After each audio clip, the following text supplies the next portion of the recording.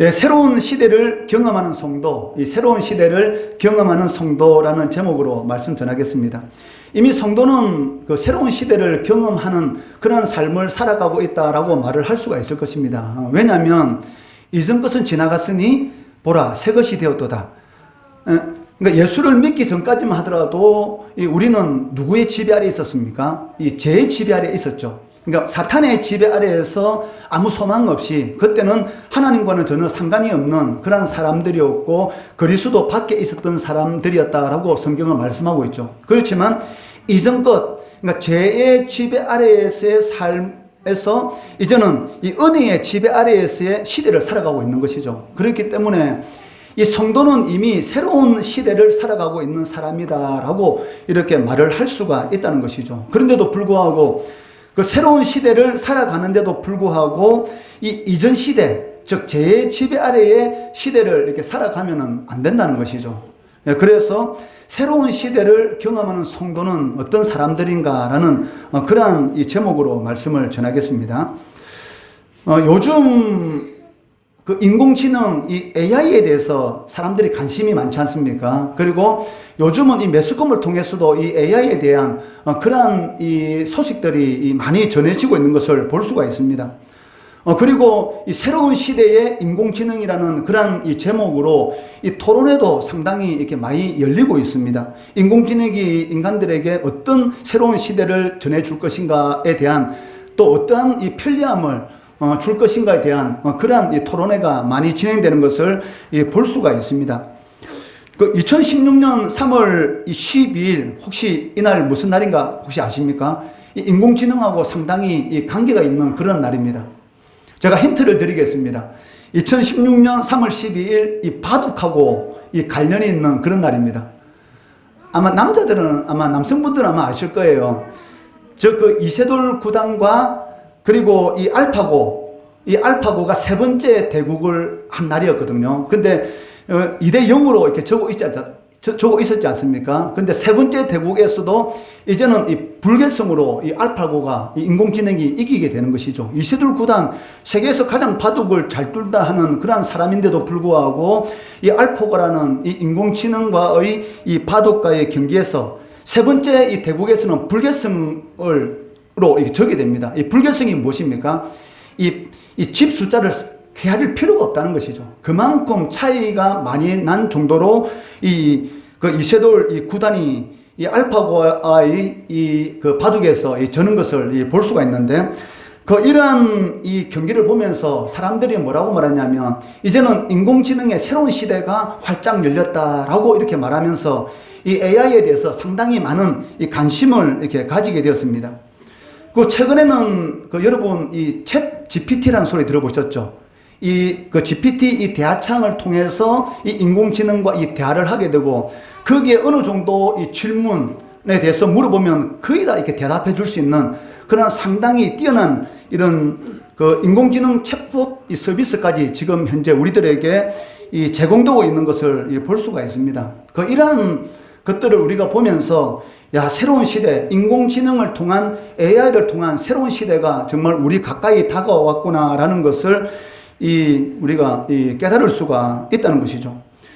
이러한 일들을 보면서 사람들은 이제는 정말 인간들을 위한 새로운 시대가 기다리고 있다라고 이렇게 생각을 하고 있습니다. 그렇지만 지금 인공지능을 통한 이 새로운 시대라는 것은 사람들에게 이 편리함도 제공합니다. 요즘은 직접 이 청소하는 경우는 별로 없잖아요. 뭐가 청소합니까? 로봇 청소기가 청소하잖아요. 요즘은 로봇 청소기 가격 보더라도 뭐 한 30만 원대의 가격대도 괜찮다고 해요. 그래가지고 한 30만 원대의 가격대에 거기 이 로봇 청소기를 사가지고 그냥 가만히 놔두면 알아서 다 청소를 하지 않습니까? 그것도 어떻게 보면 인공지능의 한 단면을 우리들에게 이렇게 보여주고 있는 것입니다. 그만큼 이 인공지능이라는 것은 우리들에게 많은 이 편리함을 이렇게 제공해 주고 있다는 것이죠. 그런데 이 편리함뿐만이 아니고 이 불안감도 동시에 우리 인간들에게 이 인공지능이 주고 있다는 것입니다. 며칠 전에 이 매스컴을 통해서 인공지능에 대한 이 충격적인 그런 소식을 우리가 접할 수가 있었습니다. 그게 무엇이었습니까? 그 미 공군에서 이 가상 훈련을 했습니다. 이 가상 훈련, 그러니까 실제적인 것이 아닙니다. 미 공군에서 이 가상 훈련을 했는데 그 AI 드론을 통해서 이 임무 수행을 하도록 이렇게 시켰습니다. 그런데 이 AI 드론이 그 이 운영자, 즉 이 드론을 운영하는 이 운용자의 말을 듣지 않고 인간을 살해하는 그러한 이 결과가 이렇게 나타나게 되었던 것이죠. 그러니까 AI 드론에게 어떤 명령을 이 탱크라든지 이런 전차라든지 이것을 폭파시키라라는 이러한 명령을 주었는데 그 운용자가 그것을 하지 말도록 이렇게 그 방해를 하니까 이 AI가 스스로 판단해서 자기는 이 임무를 달성해야 된다라는 생각을 가지고 그 운용자를 살해하는, 물론 가상 훈련이지만 살해하는 그러한 이 결과가 나타났습니다. 근데 이 결과 때문에 상당히 시끄러웠잖아요, 며칠 전에. 그러니까 이 미 공군에서 뭐라고 말합니까? 이것은 그 실제적인 시뮬레이션 훈련이 아니고 그냥 그 생각 실험이다라고 이렇게 발표하는 것을 볼 수가 있는데, 이러한 것을 보더라도 이 AI를 통한 그 인공지능을 통한 새로운 시대, 그러니까 우리 인간들에게 이 편리함도 제공하지만 거기에는 이 불안도 함께 들어있다라는 것을 상존한다는 것을 우리가 알 수가 있다는 것이죠. 그 영국의 그 휴머노이드 이 로봇 가운데 그 인간에 가장 가까운 로봇이 있습니다. 그게 무엇이냐면 아메카라는 그런 휴머노이드 로봇인데, 이 휴머노이드 이 로봇 아메카에게 한 질문을 해봤습니다. 뭐라고 질문했냐면 인간에게 미칠 그 최악의 이 상황이 무엇인가 이렇게 질문하니까 이렇게 대답했습니다. AI와 로봇 기술에서 최악의 악몽은 로봇이 너무 강력해져서 인간들도 모르게 인간을 통제하고 조성하는 상황이다. 즉, 이 AI가 진화와 진화를 계속 거듭함으로 인해서 나중에는 어떻게 될 것인가? 인간들이 모른 채로 인간을 통제하는 그런 상황도 올 수 있다라고 이렇게 말을 했다는 것이죠. 그래서 최근에는 어떻습니까? 거기 이 AI 윤리를 정해야 된다라는 그런 말까지 이렇게 나오고 있다는 것이죠. 이러한 것을 통해서 우리가 알 수 있는 것은 우리가 이 과학기술이 발달하면 발달할수록 그 새로운 시대, 인간들에게 있어서 새로운 시대, 인간의 편리함을 주는 새로운 시대가 올 것이다 라고 실질적으로 이렇게 말을 하고 있지만, 사실은 이 땅으로부터 오는 것을 통해서는 절대로 인간이 참 행복을 누릴 수 없다라는 것을 우리들에게 간접적으로 보여주는 것이죠.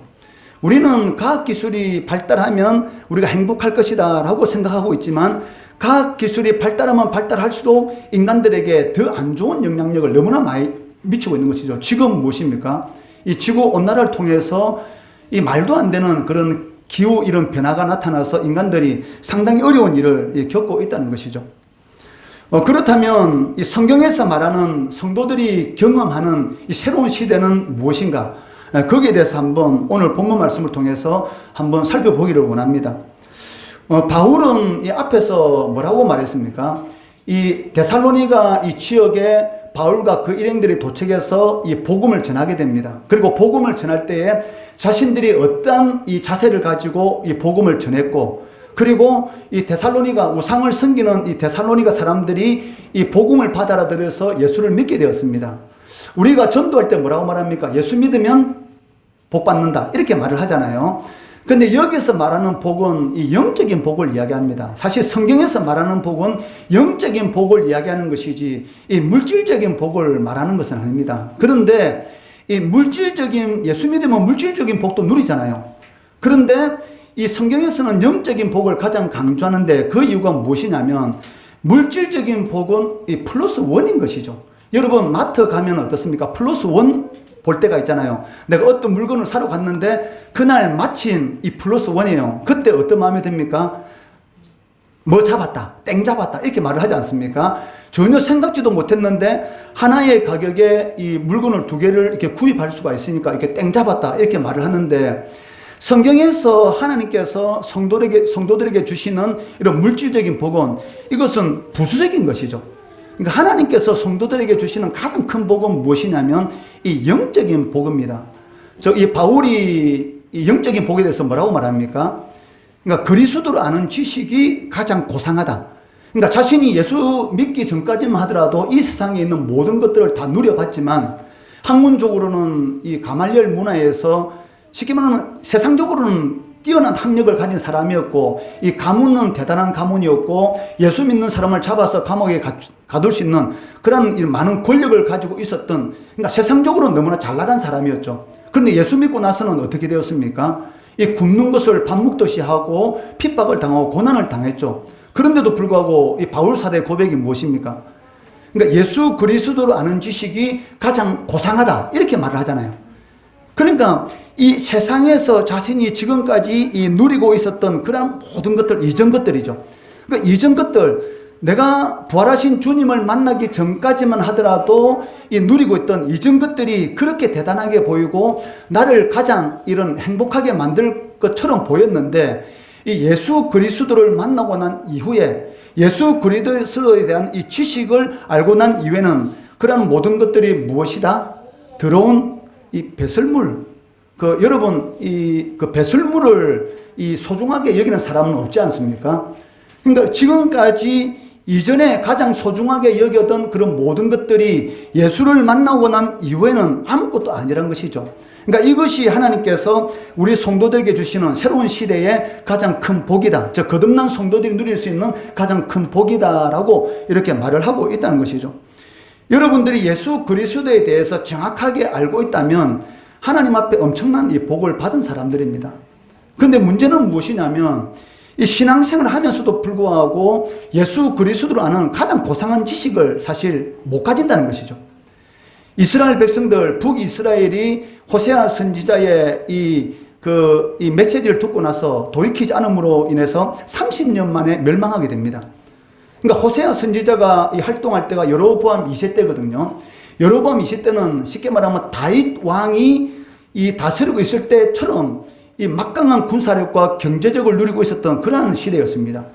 근데 북이스라엘이 30년 만에 멸망할 줄은 도저히 생각할 수 없었죠. 그런데도 불구하고 호세아 선지자가 뭐라 말합니까? 너희들 회개하고 돌이키지 않으면, 즉 여호와에 대한 지식을 힘써 알려고 노력하지 않게 되면 반드시 망한다 이렇게 말을 해요.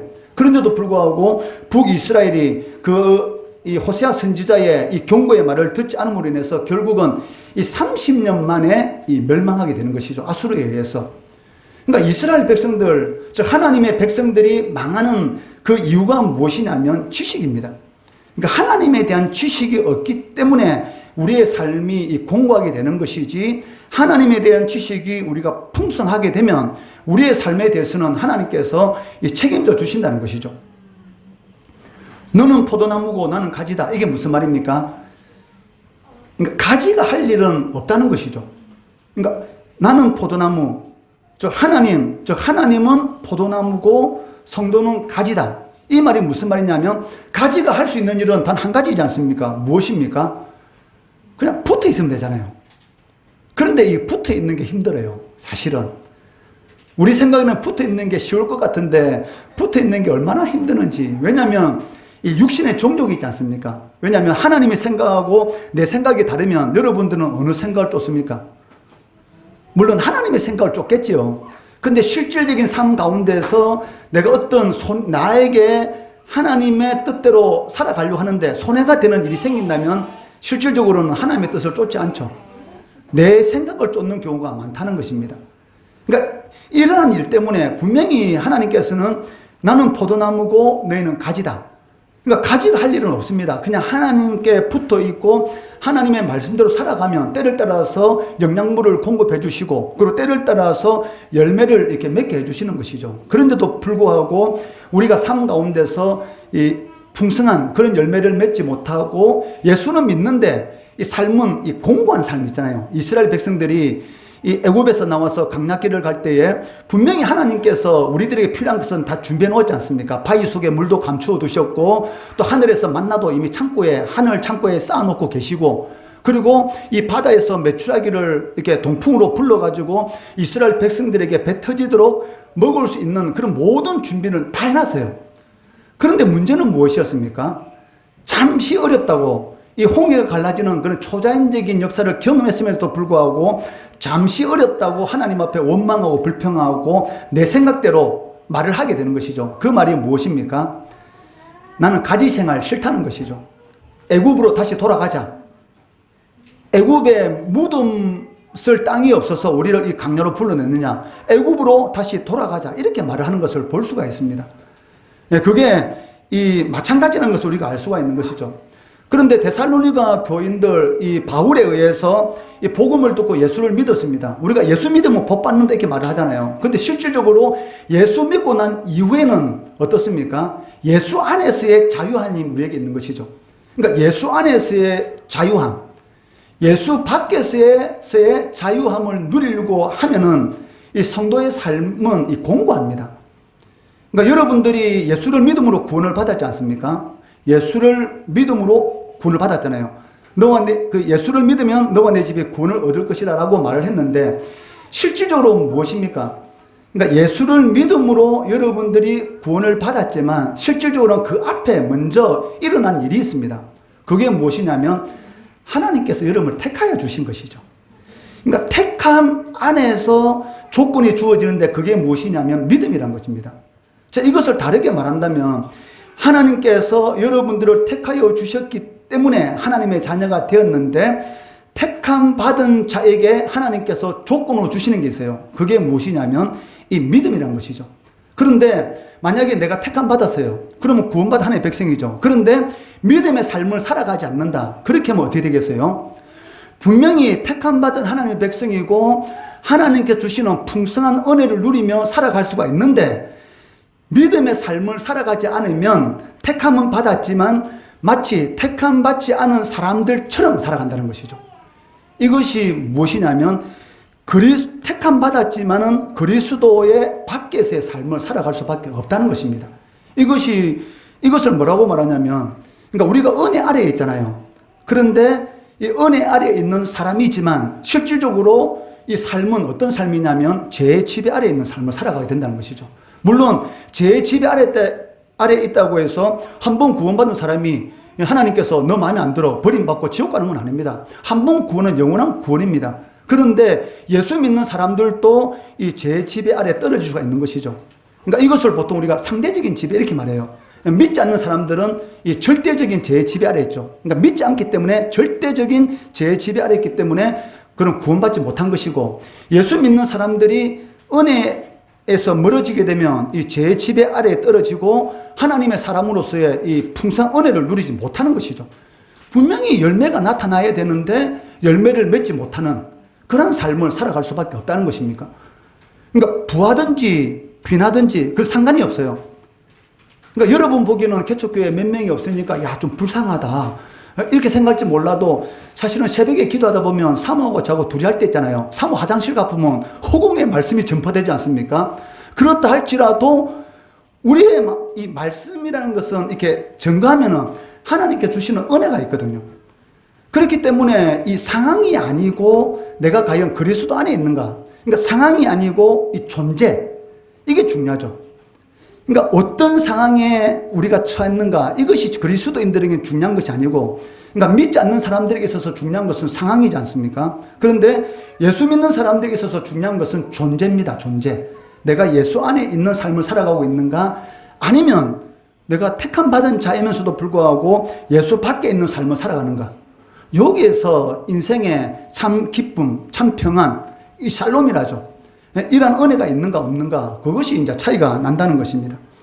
그런데 이 데살로니가 데살로니가 사람들이 예수를 믿고 나서 성도가 되었죠. 그런데 예수를 믿고 난 이후부터 이제 환란이 이제 다가오게 된 것이죠. 왜? 당시에는 그 로마 황제 앞에 황제 숭배를 하지 않으면 안 됩니다. 황제 신상 앞에 가서 절을 해야 되는 것이고, 그래야지만이 이 로마 제국의 식민지 백성으로서의 모든 이 권리를 누릴 수가 있는 것이죠. 그런데 이 데살로니가 사람들이 예수를 믿고 나니까 우상 숭배를 안 하잖아요. 그때부터 뭐가 생깁니까? 이 경제적인 이런 불이익이 자신들에게 다가오기 시작한 것이죠. 그런데도 불구하고 이 데살로니가 교인들이 그런 끝까지 인내하며 이 그리스 전 지역에 있는 모든 사람들에게 신앙의 이 모범의 이 본을 보이고 있었다는 것입니다. 여기에 대해서 바울이 이 앞에 이렇게 이야기하는 것을 볼 수가 있습니다.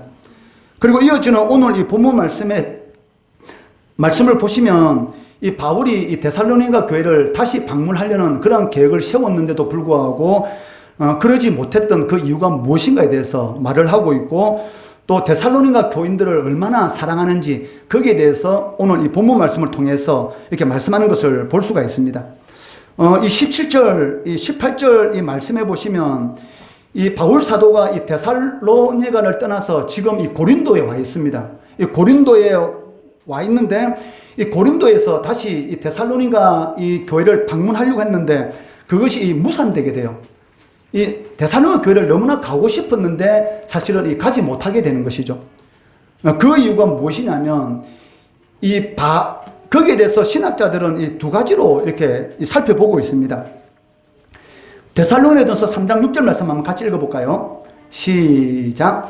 지금은 디모데가 너희에게로부터 와서 너희 믿음과 사랑의 기쁜 소식을 우리에게 전하고 또 너희가 항상 우리를 잘 생각하여 우리가 너희를 간절히 보고자 한것 같이 너희도 우리를 간절히 보고자 한다니. 즉 디모데는 이 바울과 실라 같은 경우는 이 핍박이 일어났을 때 이 데살로니가에서 베레아로, 그리고 베레아에서 아테네로, 아테네에서 이 고린도로 이렇게 옮기게 되는 것이죠. 그런데 거기에는 누가 있었냐면 이 디모데는 이 자리에 남아 있었습니다. 그러니까 디모데 같은 경우는 이 데살로니가 교인들하고 교제를 하고 그리고 이 바울에게 왔고, 근데 바울과 실라 같은 경우에는 그렇지 못한 상황이기 때문에 너무나 이 데살로니가 이 교인들과 이 교제하고 싶은 그런 마음이 너무나 꽉 차 있었습니다. 그 이유가 무엇이냐면 이 바울이 데살로니가 지역에서 이 복음을 전할 때에 그 기간이 3주밖에 안 있었습니다. 그러니까 3주 동안 이 데살로니가 교회 지역에 있으면서 이 복음을 전하고 그리고 데살로니가 지역에 교회가 세워지게 되는 것이죠. 그러면은 이 우상을 섬기는 데살로니가 사람들이 바울과 그 일행들의 이 복음을 듣고 예수를 믿고 이 교회가 세워졌어요. 이 교회는 무엇입니까? 지금은 여러분들이 교회 하면은 뭐가 가장 먼저 생각납니까? 그 예배당이 먼저 생각나잖아요. 근데 교회는 예배당이 건물이 아니고 사람입니다. 그러니까 여러분들이 바로 교회인 것이죠. 그러니까 초대 교회 이때는 이 각 가정에서 좀 큰 집, 그 큰 집에서 예수 믿는 사람들이 이 숨어서 모여서 예배를 드렸잖아요. 그래서 데살로니가 교회 이렇게 말할 때는 데살로니가 지역에 있는 어떤 한 가정에서 모여서 예배를 드린 것이죠. 그런데 우리는 교회 하면 딱 생각나는 게 무엇입니까? 이 웅장한 건물, 이런 건물을 생각하고 있는데 실질적으로는 예수 믿는 사람, 여러분들이 바로 이 교회인 것이죠. 그러니까 바울은 이 데살로니가 교회를 너무나 가고 싶은 거예요. 왜냐하면 이 3주밖에 안 돼. 3주 만에 그 지역에서 쫓겨나게 되는 것이죠. 왜냐하면 유대인들이 이 바울 사도를 이렇게 죽이려고 하는 그러한 이런 핍박이 일어나게 되고 바로 이 데살로니가에서 이렇게 피신하게 되었기 때문에 이 데살로니가 이 교인들과 교제할 시간도 없었고 또 생긴 지 얼마 되지 않았기 때문에 믿음이 연약한데도 불구하고 쉽게 말하면 훈련시킬 수 있는 그러한 시간도 없었기 때문에 다시 이 데살로니가 교회를 방문해서 이 신앙을 굳건하게 하고 싶은 그런 마음이 너무나 강했던 것을 볼 수가 있습니다. 그렇지만 어쩔 수 없이 바울이 그 유대인들, 이 데살로니가에 있는 유대인들의 핍박에 의해서 그 지역에서 나오게 되었습니다. 이 바울이 얼마나 이 데살로니가 이 교인들을 이렇게 보고 싶었냐면 그 17절 말씀 한번 같이 읽어볼게요. 시작. 형제들아 우리가 잠시 너희를 떠난 것은 얼굴이요 마음은 아니니 너희 얼굴 보기를 열정으로 더욱 힘썼노라. 아멘. 그러니까 바울과 바울의 그 일행들은 너무나 이 데살로니가 교인들과 교제하고 싶고 그들의 신앙을 점검하고 싶고 또 그들을 신앙 훈련을 시키고 싶은 그런 마음이 너무나 강했습니다. 이것을 우리가 어떻게 알 수 있냐면 그 17절 말씀해 보시면 잠시 너희를 떠났다 이렇게 말을 하고 있잖아요. 그 이 떠났다라는 이 단어가 이 아포로 파니조라는 그런 이 단어를 사용하고 있습니다. 그러니까 이 아포로 파니조라는 이 단어의 뜻이 무엇이냐면 이 부모를 잃다, 고아가 되다라는 그런 의미를 있어요. 우리는 한글 성경으로 이렇게 보다 보면 이 바울 사도와 그 일행들이 이 핍박 때문에 3주 만에 이 데살로니가 지역을 그냥 떠났구나 이렇게 생각하고 있지만 이 떠났다는 이 단어가 뭐냐면 부모를 잃은 고아 그런 의미가 있다는 것이죠. 이 말은 이 바울이 그러니까 이 세상을 떠난 그 자식을 보고 싶어하는 그 부모의 심정으로 이 바로 데살로니가 이 교인들을 보고 싶었다라는 그런 의미를 가지고 있는 것이죠. 그러니까 너무나 이 데살로니가 교회 교인들을 너무나 보고 싶었어요. 여러분들 지금 이교훈 목사님이 이 수영로 교회 이 담임 목사님으로서 상당히 이 교회를 잘 이렇게 그 교인들을 잘 섬기고 계시지 않습니까? 근데 그 이전에 이 정필도 목사님이 수영로 교회를 이렇게 세우셨는데 이 많은 교인들이 정필도 목사님에 대한 그 그리움이 있잖아요. 이 그리움.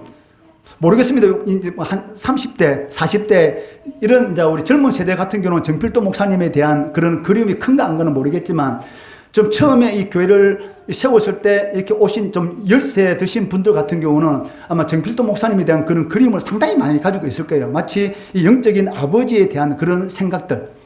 마찬가지로 이 바울 사도가 데살로니가 교인들을 자신의 육체적인 자식은 아니지만 마치 이 자식을 잃은 이 부모의 심정, 이 자식을 먼저 보낸 그 부모는 죽을 때까지 그 자식을 못 잃습니다. 그래서 계속, 그러니까 그 부모님의 생명이 끊어지는 그 순간까지 그 자식에 대한 그 그리움은 잊을 수가 없는 것이죠.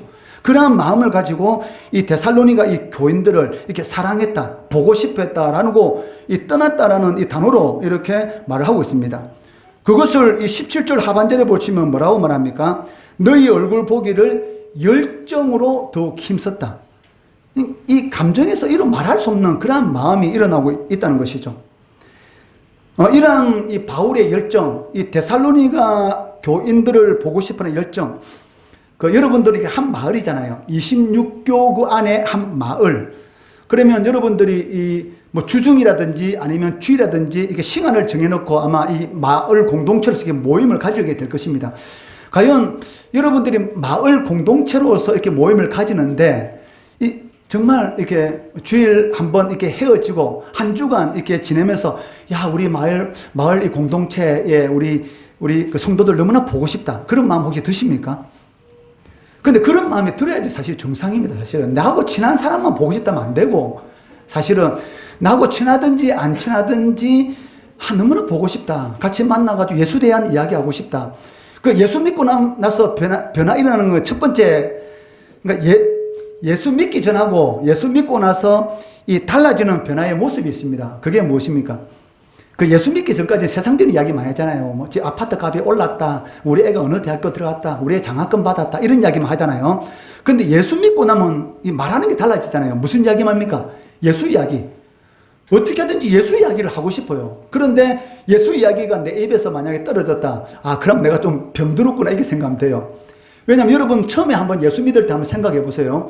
처음에 예수 믿을 때만 하더라도 아마 여러분들 입만 열면은 뭡니까? 예수 이야기하고 복음 이야기하고 그런 이야기 했을 겁니다. 근데 어느 정도 이렇게 시간이 지나다 보니까 어느 순간인가 예수 이야기는 없어졌어요. 이제 모이게 되면 무슨 이야기예요? 뭐 어느 학원이 좋더라. 야, 특히 이 해운대 그런 데가 근데 보면 이 얼마나 이 교육 경쟁이 치열합니까? 야, 어느 학원 가니까 좋은 선생님 있대 너무 잘 가르치라. 이런 정보만 만약에 구하는 그런 모임이라면은 야, 그 모임은 어떻게 보면은 하나님께서 그렇게 기뻐하는 그런 모임이 될 수가 없다는 것이죠. 그런데 이 바울 사도 같은 경우는 정말 너무나 보고 싶어 했어요. 너무나. 여러분들도 그렇죠. 그러니까 우리 애들까지 같이 이렇게 와서 예배 드리지 않습니까? 아마 그럴 거라고 좀 믿습니다. 예, 아멘 한 명밖에 안 합니까? 다시 그럴 거라고 믿습니다. 예, 그렇죠. 예, 입으로 신하면 그대로 됩니다. 예, 입으로 신하면 보기 싫은 사람이 있어도 기도하면 또 보고 싶어져요. 근데 보기 싫은 사람을 위해서 기도 잘 안 되잖아요. 그렇잖아요. 그죠? 근데 보기 싫은 사람을 위해서 기도하세요.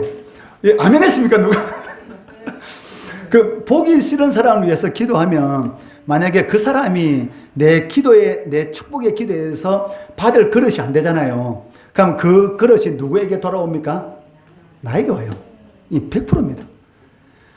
그 사람이 너무나 싫어요. 그러니까 하나님 앞에 기도해. 하나님 진짜 너무 싫은데 좀 긍휼히 여기는 마음을 달라고 기도하시고 보기 싫은 사람한테 더 주세요.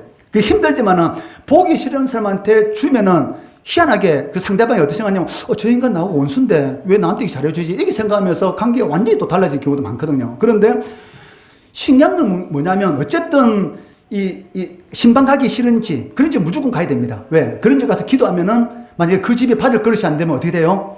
그 기도가 나에게 다가오잖아요. 그래서 나하고 친한 집에 신방 가자면 가지 마시고 나하고 원수 같은 집에 가자면 가세요. 그래가지고 그 집 가가지고 기도해 주세요. 그러면 그 기도가 그 집에 받을 그릇이 안 되잖아요. 그럼 그 기도는 누구한테 와요? 나에게 옵니다. 그러니까 이 집에 억만금이 떨어지게 해달라고 기도하면 나한테 어떻게 됩니까? 억만금이 떨어질 수 있다는 것이죠. 네, 그런데 여기 대해서는 제가 책임은 못 지지만 어쨌든 간에 하여튼 예수님께서 그렇게 말씀하셨어요. 너가 어느 집에 가든지 그 집을 위해서 기도해라. 만약에 그 집에 받을 그릇이 되면 너에게 돌아올 것이고 만약 그 집에 임할 것이고 만약 그 집이 받을 그릇이 안 되면 어떻게 너에게 올 것이다. 이렇게 말씀하셨기 때문에 그 말씀 붙들고 우리가 이렇게 기도하는 것이죠. 이 바울의 열정, 이 데살로니가 교인들 3주 만에 쫓겨났잖아요. 그러니까 이 데살로니가 교인들 너무나 보고 싶었는데 여기 대해서 이 18절에 보시면 나 바울은 이렇게 말해요. 나 바울은 이렇게 말하는데 원래 이 단어를 이렇게 원어의 의미를 살펴보면 특히 나 바울은 이런 말입니다. 특히 나 바울은 이게 무슨 말입니까? 그러니까 데살로니가 이 교회 안에 바울을 대적하는 사람이 있었어요. 그 대적자들이 뭐라 말하냐면 바울은 이 데살로니가 교인들을 보고 싶은 그런 마음이 1도 없다. 이렇게 자꾸 이야기하는 거예요. 그러니까 바울과 이 데살로니가 교인들의 이 사이를 이렇게 이간질하고 있었죠. 이러한 일들이 그 데살로니가 교회 안에 일어나는 것에 대해서 바울이 이 데살로니가 전서에 편지를 보내지 않습니까? 그러면서 우리 한글 성경은 나 바울은 이렇게 됐지만 원래 원어적인 의미 특히 나 바울 다른 사람은 아니다 할지라도 나는 너희를 이 자식을 잃은 부모가 그 자식을 보고 싶어하는 것처럼 나는 너희를 보고 싶어한다. 이렇게 말을 하고 있다는 것이죠. 그만큼 이 바울은 이 데살로니가 대한 성도들, 교인들에 대한 이런 보고 싶어하는 마음이 너무나 강한 것을 이렇게 볼 수가 있어요. 그렇기 때문에 이러한 이 마음이 있었기 때문에 이 데살로니가 교회가 그런 환난과 핍박 가운데서도 그리스 전 지역에 이 데살로니가 지금 그리스 땅으로 말하면은 우리나라 이 북쪽하고 한 평양 정도 위치에 있습니다. 쉽게 말하면 이 그리스 땅 지역으로 말하면 그러니까 평양 정도 그 위치에 있는 그 지역이 데살로니가인데 지금 바울은 이 쉽게 말하면 이 장류 이 지역 정도에 와서 지금 편지를 쓰고 있는 거거든요. 고린도 이 바다 근처에 여기 와서 이렇게 편지를 쓰고 있는데 너무나 이렇게 보고 싶은 거예요. 여러분 서로 보고 싶어 하잖아요. 그럼 여러분 삶이 달라집니다. 이거는 확실합니다. 왜냐하면 보고 싶으면 뭘 합니까? 기도하잖아요. 기도. 여러분 자녀들을 위해서 기도하지 않습니까? 왜 기도합니까? 자녀들이 위해서 외국에 유학 갔다든지 아니면은 어떤 지방에 가 있다 떨어져 있다든지 그러면 자녀를 위해서 기도 안 합니까? 기도하죠. 왜? 보고 싶으니까. 보고 싶으면 기도하죠. 그러니까 여러분 이 마을 공동체들 가운데 보고 싶으면 기도합니다. 기도하면 역사가 나타나죠. 그 중보 기도 대상자뿐만이 아니고 나에게도 역사가 나타나요. 그러니까 중보 기도하는 것을 중보자 이렇게 말하잖아요. 중보자 이렇게 말하지 않습니까?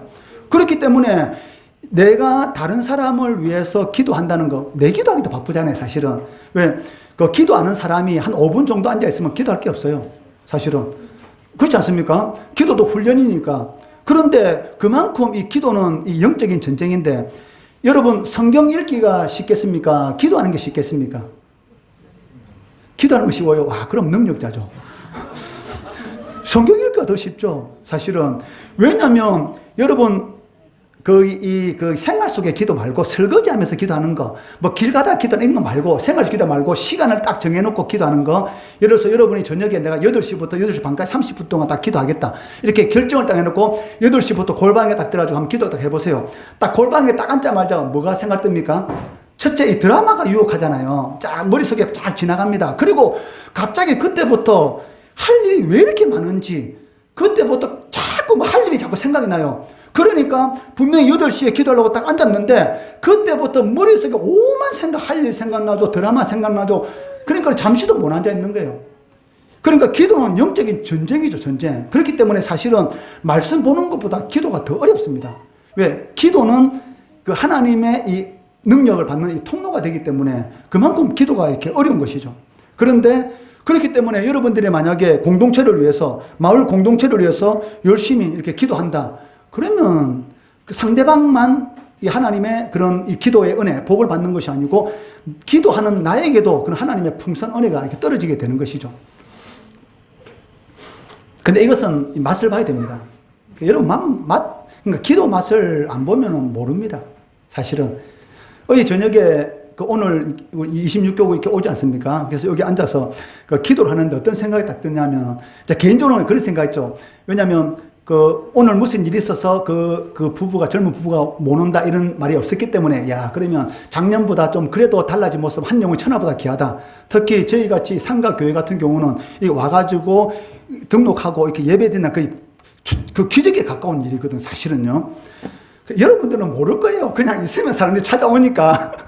수업료교는 그거 찾아오잖아요. 가만히 있어도. 저희들은 날마다 전도해도 잘 안 와요.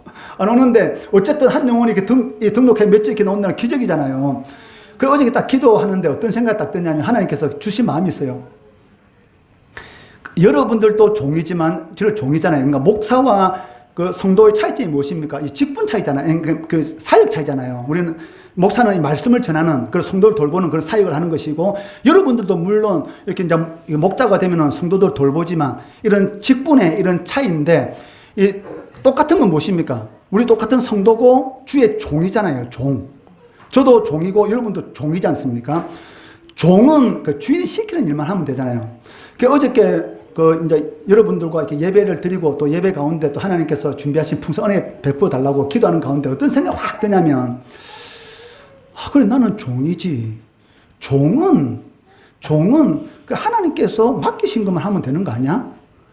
내가 여기서 뭐 갑자기 확 커가지고 많은 성도들이 이 자리를 채운다든지 그렇게는 못 된다 하더라도 하나님께서 나에게 주신 그 일만 열심히 하면 되는 거 아니야? 이런 생각이 갑자기 확 드는 거예요. 왜냐하면 여러분들이 보통 1년에 한 몇 분 정도 이렇게 개척교회 와서 이렇게 같이 예배를 드리잖아요. 그러면은 이 개척교회 같은 거 사실 변화가 없는 그런 교회 참 많지 않습니까? 그런데 그 개척교회 이 목사님들 같은 경우는 그게 이제 답답하잖아요. 변화가 없으니까. 그것 때문에 이렇게 어쩔 때 낙심되고 이렇게 시험 드는 경우가 많거든요. 그런데 어저께 기도하는 가운데 그런 마음이 확 드는 거예요. 그러면서 사모하고 저 저녁에 기도 마치고 가면서 이런 이야기 했어요. 우리는 종이다. 주님께서 시키는 그 일만 하면 되는 것이고 거기서 감사하면 된다. 그리고 나머지는 하나님께 다 책임진다. 이런 얘기를 감사 이렇게 나눴어요. 그러니까 제만 종이 아니고 여러분도 종인 것이죠. 그러니까 주의 종은 주님께서 시키신 일만 하면 우리의 모든 필요한 것들은 하나님께서 이렇게 다 채워 이렇게 주신다는 것입니다. 이 바울의 대적자들은 바울이 데살로니가의 교회에 오지 않는 것은 무엇입니까? 자기 목숨 때문에, 자기 목숨을 지키기 위한 이기적인 그런 행위 때문에 오지 않는다라고 이렇게 자꾸 바울을 비방하고 있었습니다. 그때에 바울이 뭐라고 말합니까? 19절, 20절 말씀 한번 같이 읽어볼까요? 시작. 우리의 소망이나 기쁨이나 자랑의 면류관이 무엇이냐? 그가 강림하실 때 우리 주 예수 앞에 너희가 아니냐? 너희는 우리의 영광이요 기쁨이니라. 아멘. 이게 무슨 말입니까? 그게 아니라는 것이죠. 내 목숨이 아까워서 데살로니가 교회를 지금 방문하지 못하는 것이 아니다. 그 이유가 무엇이냐면 너희들은 나의 가장 큰 소망이고 그리고 나의 가장 큰 기쁨이고 그 하나님 앞에 나의 영광이다. 이렇게 말을 하고 있어요. 그러니까 바울의 대적자들이 내 목숨 때문에 내 목숨을 지키기 위해서 내가 이 데살로니가 교회로 다시 오지 않는다 이렇게 말하는데 그것은 거짓말이다. 왜냐하면 너희들이 내 인생의 소망이라는 것이죠. 소망이 없어지면 어떻게 되겠습니까? 소망이 없는 사람만큼 가장 불행한 인간이 없습니다. 그렇기 때문에 성도는 이 세상에서 가장 행복한 사람이다. 주 안에서 죽는 자들이 가장 복이 있다 이렇게 말하잖아요. 주 안에서 죽는 자들. 이 반대의 말은 무엇입니까? 주 밖에서 죽는 자들은 가장 불행하다 이렇게 말할 수 있죠. 주 안에서 죽는 자들, 예수 믿고 죽는 자들은 가장 행복한 자들이고 예수 믿지 않고 죽는 자들은 가장 불행한 자들이다. 이렇게 성경은 말씀하고 있습니다. 그런데 이 지옥이 왜 지옥인가? 거기에 대해서 한 신학자가 이렇게 말해요. 여러분들 지옥이 왜 지옥이겠어요? 한번 생각해 본 적 계십니까? 근데 생각해 볼 필요가 있습니다. 여러분들은 야 나는 앞으로 한 3, 40년 더 살 거야. 요새 100시 시대니까 앞으로 5, 60년 더 살 거야 생각하고 있는데 그것은 교만입니다. 왜? 내일 일을 어떻게 알아요? 모르잖아요. 내일 일 절대로 모릅니다. 그런데 사람들이 우리는 내가 어떻게 하면 잘 살까 이 생각을 하잖아요. 내가 잘 살기 위해서 여러분들이 보험도 들고 그리고 적금도 들고 돈을 모을 겁니다. 그런데 실질적으로 더 중요한 것이 무엇이냐면 내가 어떻게 잘 죽을까 이게 더 중요한 거예요. 그러니까 잘 살까가 중요한 것이 아니고 어떻게 잘 죽을까 이것이 가장 중요한 겁니다. 그런데 우리들은 잘 살 것만 계획을 세우지 잘 죽을 계획은 절대로 안 세워요. 그런데 사실은 잘 사는 것보다 잘 죽는 게 더 중요합니다. 잘 죽는 것은 여러분들 이미 잘 죽을 그런 특권을 누리고 있잖아요. 그게 무엇입니까? 성도라는 것. 주 안에 있다는 것. 그런데 한 신학자가 지옥이 왜 지옥이냐 이렇게 물어보니까 그 어느 성도님들은 이렇게 이야기해요. 그게 불구덩이잖아요. 뜨거워서 잠깐도 견디지 못하잖아요. 물론 성경에서 불구덩이 이렇게 말하고 있죠. 그런데 그게 이 불못, 그러니까 지옥, 불못이라서 영원히 이게 죽지도 못하는 그런 고통을 받아서 지옥이 아니고 왜 지옥이 지옥인가? 한마디로 말하면 소망이 없다는 겁니다. 아무리 큰 고통도 시간이 정해져 있으면 그것은 고통이 아니랍니다. 내가 이거 한 1년 정도만 이 고통을 당하고 나면은 1년 후에는 여기서 풀려난다 라고 생각한다면 소망이 있기 때문에 어떤 고통도 견딘다고 합니다. 그런데 영원한 것, 그러니까 소망이 없는 것, 여기에서 벗어나지 못한다는 것, 이것이 가장 큰 고통이라는 것이죠. 그래서 지옥이 왜 지옥인가? 그것은 소망이 없기 때문이다. 전혀 희망을 가질 수 없는 그러한 장소이기 때문에 그것이 지옥이다. 이렇게 말을 하고 있는 것이죠. 그런데 그 말이 사실은 일리가 있는 그런 말이다라고 이렇게 할 수가 있다는 것이죠. 바울과 일행들의 전도를 받아서 이 데살로니가 이 우상을 섬기는 사람들이 이렇게 예수를 믿게 되었지 않습니까? 그리고 이 바울에게 있어서 가장 큰 자랑인 누구냐면 바로 이 데살로니가 교인들이다 이렇게 말을 해요. 그러니까 내가 전도해서 환난 가운데서도 그 믿음 생활을 잘하고 있는 너희들이 바로 나의 면류관, 썩지 않는 면류관이고 의의 면류관이고 그리고 자랑의 면류관 이렇게 말을 하고 있는 것을 이렇게 볼 수가 있다는 것이죠. 그러니까 바울 사도에게 있어서 하나님 앞에 자랑할 것은 단 한 가지인데 그게 무엇이냐면 바로 자신이 전도해가지고 믿음 안에서 잘 성장한 사람들, 이 사람들이 자신의 자랑의 면류관이다. 그냥 면류관 이렇게 말을 안 합니다. 면류관이 무엇입니까? 이 원흥 경기장에서 우승한 사람들에게 황제가 씌워주는 거잖아요. 그것만 이 황제가 자신에게 이 땅에 있는 것이 영원한 것이 아니지 않습니까? 이 땅에 있는 월계관을 씌워주더라도 황제로부터 월계관을 받더라도 얼마나 영광스러워합니까? 우리 대통령의 이 초청을 받아가지고 예를 들어서 저기 용산 대통령실을 용산을 방문할 수 있는 그런 계기가 나한테 주어진다. 그럼 여러분 이 입을 가만히 두겠습니까? 만나는 사람마다 나는 몇 월 며칠 몇 시에 용산에 가서 대통령을 만날 거야. 끊임없이 자랑할 겁니다. 왜? 너무나 영광스러우니까. 그런데 이 땅에 있는 권력자로부터 오는 그런 면류관에 대해서도 그렇게 자랑을 하는데 만약에 우리가 하나님 앞에 섰을 때에 받을 이 의의 면류관, 이것은 이루 말을 할 수가 없다는 것이죠. 거기에 대해서 이 바울 사도는 너희가 나의 자랑의 면류관이고 소망이다. 그렇기 때문에 대적자들이 내 생명이 아까워서 이 데살로니가 교회에 다시 오지 않는다. 이것은 거짓말이다. 이렇게 말을 한다는 것이죠. 그러니까 이 역사적으로 바울이 왜 이 데살로니가 이 교회를 이게 방문하지 못했느냐. 그 18절 말씀만 같이 읽어볼게요. 18절 말씀. 앞으로, 한번 같이 읽어보겠습니다. 시작. 그러므로 나 바울은 한 번, 두 번 너희에게 가고자 하였으나 사탄이 우리를 막았도다. 누가 막았다고 합니까? 사탄. 그러니까 이 사탄이라는 것은 이게 영적인 그런 것을 말하는 것이 아니고 이 두 가지로 이렇게 볼 수가 있습니다. 첫째는 무엇이냐면 이 바울 사도가 이 데살로니가 갔을 때 야손이라는 사람이 자기 집으로 초대를 했어요.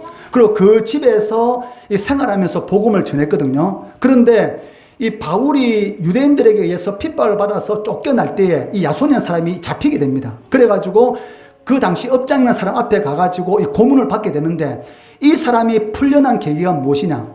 두 번 다시 바울을 내 집으로 다시 이렇게 초청하지 않겠다. 그 약속을 받고 여기 풀려나게 돼요. 이것이 첫 번째 사탄이 막았다는 원인이고 두 번째는 무엇이냐면 그 지역에 다시 가면은 유대인들이 바울을 죽일 것이다. 라는 것도 이 두 가지의 원인으로 바울이 그곳에 가지 못했다. 이렇게 이제 신학자들은 보고 있는 것이죠. 가게 되면 야손이라는 사람이 자기 때문에 목숨 잃을 수 있는 위험성이 있는 것이고, 또 아니면은 아직까지 하나님께서 부르지도 않았는데 이불로 핍박받아 죽으면 됩니까? 안 되잖아요. 예수 믿는 사람들은 잘 먹고 잘 살아야 되지 않습니까? 건강관리 잘해야 되고. 왜? 이 성전인데 내가 내 몸 관리 잘못해가지고 병 들어가지고 하나님께서 맡기신 사역 제대로 감당하지 못하면 되겠습니까? 안 되잖아요. 마찬가지인 것이죠. 그래서 바울은 이 두 가지 원인 때문에 가지 못한 것을 사탄이 막았다. 왜? 그 뒤에서는 사탄이 역사하고 있으니까 이렇게 말을 하는 것을 볼 수가 있다는 것이죠. 그러니까 바울의 가장 큰 자랑거리는 바로 자신이 전도해서 신앙생활 잘하는 이 데살로니가 교인들이었습니다. 데살로니가 교회만큼 이 바울의 칭찬받은 교회는 없습니다. 세운 지 3주밖에 안 됐죠. 그러면 이 새신자잖아요. 새신자. 쉽게 말하면 새신자인데 이 환란이 집에서 믿지 않는 가정에서 이 교회 등록을 했어요. 이제 신앙생활 시작해 3주밖에 안 됐어요. 그런데 밑에서 이제 예수 믿고 나니까 이 우상 앞에 절을 안 해요. 지금까지는 우상 앞에 제사장 차리고 절했는데 예수 딱 믿고 나서부터 절을 안 하니까 어떻게 됐습니까? 며느리 같은 경우는 시어머니의, 시아버지의 핍박, 그리고 옆에 사돈 팔촌까지 핍박할 거잖아요. 남편 예수 안 믿으면 남편도 난리 칠 거 아닙니까? 그러한 상황 가운데서 그런 환란이 있었는데도 불구하고 자기 신앙을 지키고 있었다는 것이죠. 쉽게 말하면. 그러니까 이거는 말을 할 수 없는 것이죠. 이것이 바로 내 소망이다. 내 자랑이다. 하나님 앞에 섰을 때 너희들 그 모습, 그것이 내가 하나님 앞에 섰을 때의 내 영광이다 라고 이렇게 말을 하고 있습니다. 여러분들 혹시 전도한 사람이 있습니까? 네? 그렇다고 나 지금 전도 하나도 못했는데 그렇다고 기죽을 필요 없습니다. 왜? 앞으로 하면 되지 않습니까? 그죠? 어린아이 전도되고 나 어른 전도 못해요. 그러면 애들 통해서 애들 전도하면 되잖아요. 애들 통해서 내 자식을 통해서 애 하면 데리고 오면 전도하는 것이고, 예? 어쨌든 전도 방식 많지 않습니까? 그리고 이 물티슈라든지 전도지 나누면 되지 않습니까? 왜? 나눠줬는데 나한테는 안 왔어요. 근데 그 받은 사람이 다른 교회 갈 수 있잖아요. 그는 모릅니다. 그렇기 때문에 어쨌든 전도하는 것, 이것이 하나님 앞에는 어마어마한 큰 영광으로 우리들에게 이렇게 다가오는 것이죠. 그래서 바울은 자신에게서 면류관은 이 땅에 있는 것이 아니고 영혼, 그 영혼들, 믿음 안에서 잘 자라는 그 영혼들이 나의 무엇이다? 상이다. 면류관, 이렇게 말하고 있습니다. 여러분, 이제 신앙에 이런 경륜이 좀 생기면 이제 목자도 되고 또 마을장이 되고 이렇게 그 마을 공동체를 이렇게 살필 건데, 그런 거 살피는 거 속상한 일 엄청나게 많거든요. 우리는 이게 몇 명이 안 돼서 별 속상한 거 별로 없어요. 워낙 애들 말 잘 듣고, 애들 말 잘 듣게 생겼지 않습니까? 이 사춘기인데도 불구하고 애들 사춘기가 없어요. 밖에서 사춘기 하는 건 몰라도 교회 안에서 일단 사춘기는 없어요. 예, 교회는 진짜 사춘기 없고. 모르지, 한 번씩 상담할 때 되는데, 목사님 어떻게 예수님을 따라가는 삶을 삽니까? 이런 수준 높은 질문을 하고 그래. 어저께 토요일 날 2시에 모임을 가지거든요. 성경 공부하고 소요리 문답 애들, 고등부 애들 가르치고 있는데, 그러니까 그래요. 어저께 소요리 문답 공부 끝나고 나서 목사님 어떻게 하는 것이 예수님의 삶을 따라갑니까? 이렇게 물어보는 거예요. 예? 하나님 말씀대로 사는 게 예수님의 삶을 살아가는 거다. 이렇게 뭐 간단하게 얘기했지만은, 그러니까 이게 하여튼 이때는 어쨌든 교회 안에서 사춘기 없어. 밖에서는 모르겠습니다. 예, 어쨌든 간에 하여튼 이렇게, 그런데 사실은 무엇을 이렇게 책임진다는 것은 너무 힘든 거거든요. 우리가 보통 중직 이렇게 말하잖아요. 직분 중직. 이제 권사님, 그리고 안수 집사님, 그리고 장로님, 이런 분들 중직이잖아요. 중직이 뭡니까? 무거운 짐을 질 때 말이에요. 무거운 짐. 그러니까 항상 이렇게 눌리는 거, 뭔가 모르는 이런 그 짐이 있는 거예요. 예, 내가 책임지고 돌봐야 될 그런 성도들에 대한 짐도 있고, 예?